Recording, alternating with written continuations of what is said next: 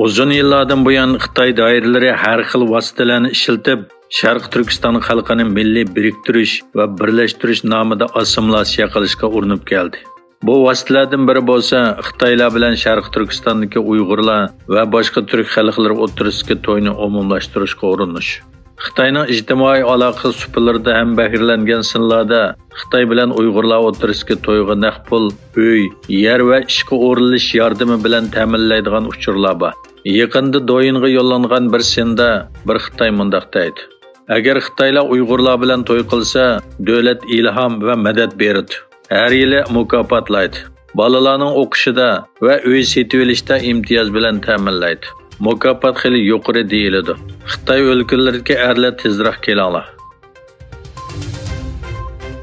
Yegilinishcha 2023 yilning 5-dan boshlab Xitoy ishg'oliyati ostidagi Sharq Turkistonning qo'rg'os chegara eg'izidan o'tadigan Xitoy Yevropa yuk poyezdi mulozimati oldingi yilning o'xshash mezgiliga selishtirganda 2,11% eshib 531 ga yetgan.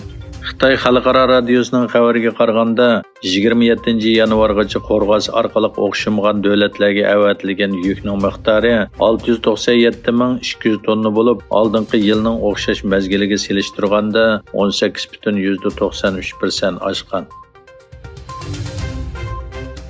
Amerika taratqullarining xabar qilishicha, Amerika havo armiya yo'tkilishchan qismining qo'mondoni Michael Minahan qo'li ostidagilarga yo'l yo'riq berib, 2 yil ichida Amerika bilan Xitoy o'rtasida harbiy to'qinish yuz berishi mumkinligini, bu sababli aloqador tayyorlik xizmatlarini tezlatish kerakligini uqtirgan. Michael Minahan bu haqda to'xtalib, "Men xatolashgan bo'lsam ken deyman, ammo 2025-yili urushadiganligimizni his qilyapman" degan va 2024-yili o'tkaziladigan Tayvandagi prezidentlik saylamining Xitoyga bahona bo'lib berdiganligini, Amerikaning bo'lsa 2024-yildagi prezidentlik saylami sababli diqqati chechildiganligini, buningmi o'xshashla Xitoyga nisbatan harakat qo'zg'ash fursati yaratadiganligini ta'kidlagan.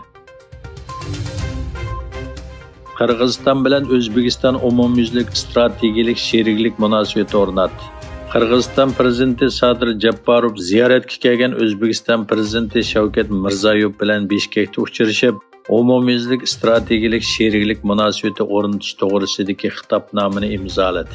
Ikki davlat prezidentlari yana Qirg'iziston, O'zbekiston ikki davlat orasidagi chegarani bekitish xizmatining o'ngishli tamomlanganligini jakoladi. Sadir Japarov yig'inda qilgan so'zida buning bir tarixiy payt ekanligini aytdi.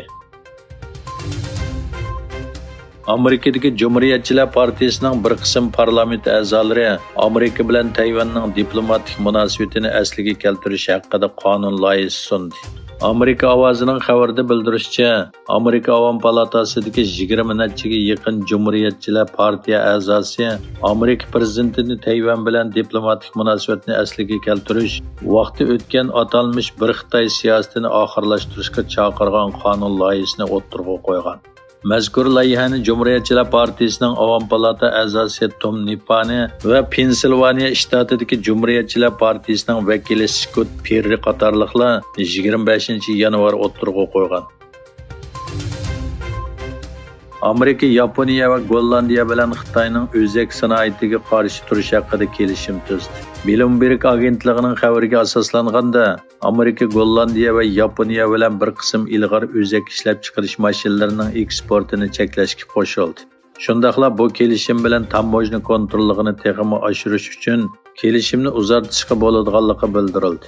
Aqsaray bayonotchisi John Kirby bu kelishim yangidan gullanayotgan texnikalarni qo'g'dashda muhim dedi.